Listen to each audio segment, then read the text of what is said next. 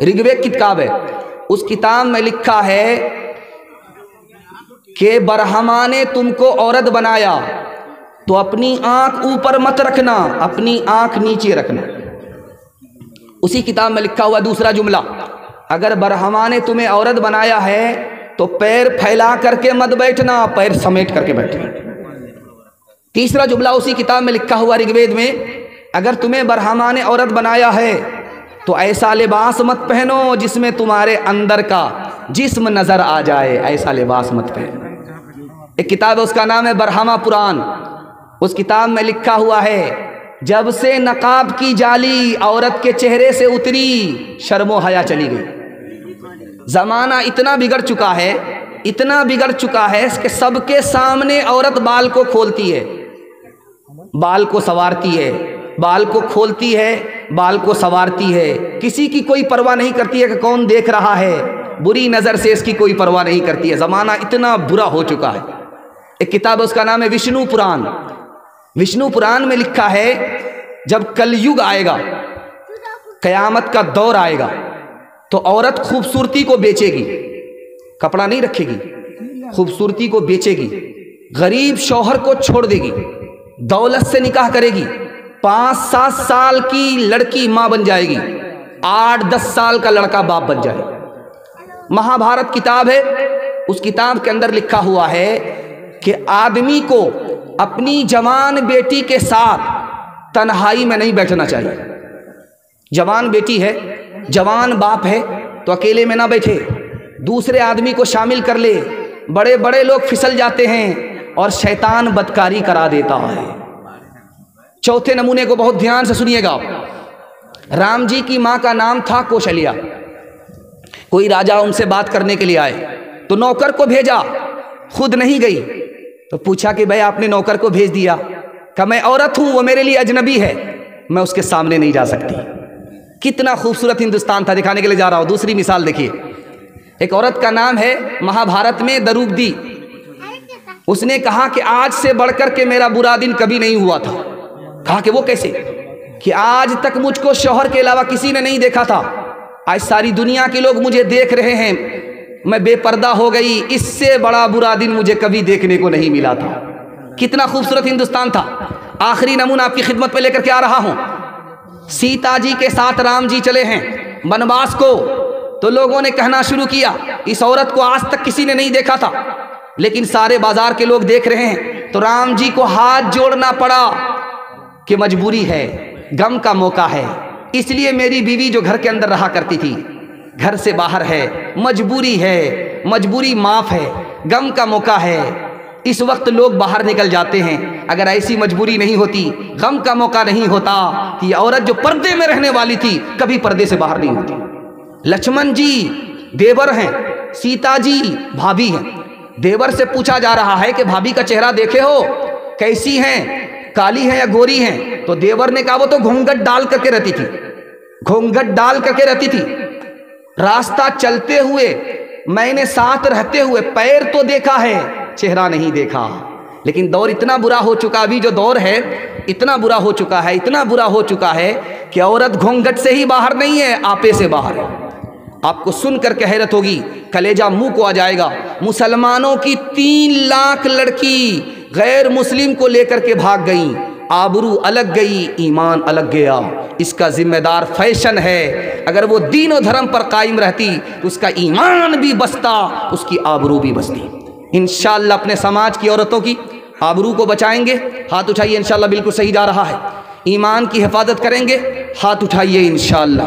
कहाँ गई वो सीता मैया और कहाँ है अब मरियम, भारतवर्ष में जिनके चरित्र पे गर्व किया करते हैं हम, जो अपनी इतिहास भुला दे, आगे लगे उस फैशन में, आगे लगे उस फैशन में। हिंदुस्तान का चेहरा देखो सच्चाई के दर्पण में, हिंदुस्तान का चेहरा देखो सच्चाई के दर्पण में। अमन की देवी तड़प रही है गांधी जी के आंगन में, गांधी जी के आंगन में। ये जो पैगाम आपकी खिदमत में लेकर के आ रहा हूँ, इसी के लिए मैंने आपको तैयार किया है। आधा से ज़्यादा जलसा मेरा निकल चुका है, थोड़ा सा जलसा आपका बाकी रह गया है। औरत की तालीम के हवाले से सुनाने के लिए जा रहा हूँ। जवानों को पैगाम दे करके मेरे हिस्से का जलसा मुकम्मल हो जाएगा। 10 मिनट के लिए आप साथ देंगे, हाथ उठा दीजिए इंशाअल्लाह। सो करके सुनेंगे, हाथ उठाइए इंशाअल्लाह।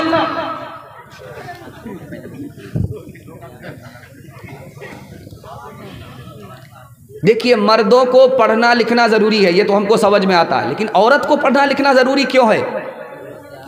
जिस तरह मर्द मुसलमान होते हैं उसी तरह औरत भी मुसलमान होती है, इसलिए पढ़ना लिखना ज़रूरी है औरत के लिए भी। जिस तरह मर्द इंसान है उसी तरह औरत भी इंसान है। इंसानियत पर आने के लिए औरत को पढ़ना लिखना ज़रूरी है। एक ख़ास बात बता रहा हूँ, ज़रा ध्यान से सुनिएगा इसको। औरत का दीन मुकम्मल नहीं है, औरत की अक़ल मुकम्मल नहीं है हदीस के मुताबिक, उसका दीन मुकम्मल नहीं, उसकी अक़ल मुकम्मल नहीं। दीन कैसे मुकम्मल होगा? इल्म के साथ। दीन कैसे मुकम्मल होगा? इल्म के बगैर नहीं। अक़ल कैसे मुकम्मल होगी? इल्म के साथ। इसलिए औरत को मर्द से ज़्यादा इल्म हासिल करना ज़रूरी है। एक बात याद रखिए, हमारी 2 तरह की बेटी होती है। एक बेटी वो होती है जिसको घर में ही रहना, घर से निकलना है, घर में रहना है, कहीं बाहर नहीं जाना है। इसको ज़्यादा पढ़ाने लिखाने की ज़रूरत नहीं है, कुरान पढ़ा दीजिए, उर्दू पढ़ा दीजिए, दीनियात पढ़ा दीजिए, काफ़ी है। लेकिन जिस लड़की को घर से बाहर निकलना है, तिजारत करनी है पर्दे के साथ, नौकरी करनी है पर्दे के साथ, उस लड़की को डिग्री दिलाना ज़रूरी है। एक ख़ास बात याद रखिए, मैं आलिम हूँ, मर्द हूँ, औरत को तालीम करूँगा, औरत को पढ़ने की ज़रूरत नहीं है, ये गलत है। एक मर्द आलिम सारी औरत के लिए काफ़ी नहीं है, क्योंकि चाहे आलिम हो, आलिम से भी औरत को पर्दा है। पर्दे में बहुत सारी बात औरत नहीं पूछ सकती। दूसरी बात, एक घर में सारे लोग आलिम होते नहीं हैं, इसलिए औरत का आलिमा होना ज़रूरी है। और कभी ऐसा होता है कि लड़का भी एक जगह पढ़ रहा है, लड़की भी एक जगह पढ़ रही है। ध्यान से इसको सुनिएगा। लड़का लड़की अगर एक जगह पढ़े, सर सैयद अहमद खान ने कहा, लड़की आवारा होगी, लड़की बदचलन होगी, एक जगह पढ़ने की वजह से। सुनिएगा, आपका लड़का 12 साल का है, उसको माँ के साथ आप नहीं सुला सकते, उसका बिस्तर अलग कर दीजिए। आपकी लड़की 9 साल की है, उसको बाप अपने बिस्तर में एक साथ नहीं सुला सकता, उसका बिस्तर अलग। यहां पर देखिए कि एक ही माँ बाप हैं, एक ही माँ बाप की औलाद है। लड़की की उम्र 9 साल हो गई, बाप के साथ नहीं सो सकती। लड़का की उम्र 12 साल हो गई, लड़का माँ के साथ नहीं सो सकता। बहुत ज़बरदस्त फितना होता है। इसी तरह से अगर 9 साल की लड़की 12 साल का लड़का एक मकतब में पढ़े, फितना होगा, लड़की आवारा होगी। हाथ जोड़ करके आप लोगों से कहता हूँ, 9 साल की लड़की को मकतब में मत भेजिए, 12 साल के लड़के को, 9 साल की लड़की को एक साथ मकतब में मत पढ़ाइए, दोनों के लिए अलग इंतज़ाम कीजिए। लड़का का मकतब अलग, लड़की का मदरसा अलग। जिस्म पर लिबास की कमी अजीब लगती है, मुझे अमीर बाप की बेटी गरीब लगती है। जिससे आंचल भी नहीं सर का संभाला जाता, उससे क्या खाक तेरे घर की हिफाजत होगी। नई तहजीब का नक्शा आया है, नई तहजीब का नक्शा आया है। मियाँ बीवी है और बीवी मियाँ है, मियाँ बीवी है और बीवी मियाँ है। बराबर मर्द को औरत के समझे,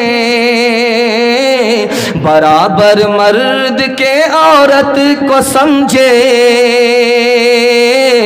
ज़मी को कह रहे हैं आसमां है, ज़मी को कह रहे हैं आसमां है। तो जो औरत है तो औरत बन के रह, तो जो औरत है तो औरत बन के रह, अपने घर वालों की इज्जत बन के रह। तो जो औरत है तो औरत बन के रह, अपने घर वालों की इज्जत बन के रह। बेहिजाबी पे कभी माइल न हो, घर पे रह और रौनक महफिल न हो।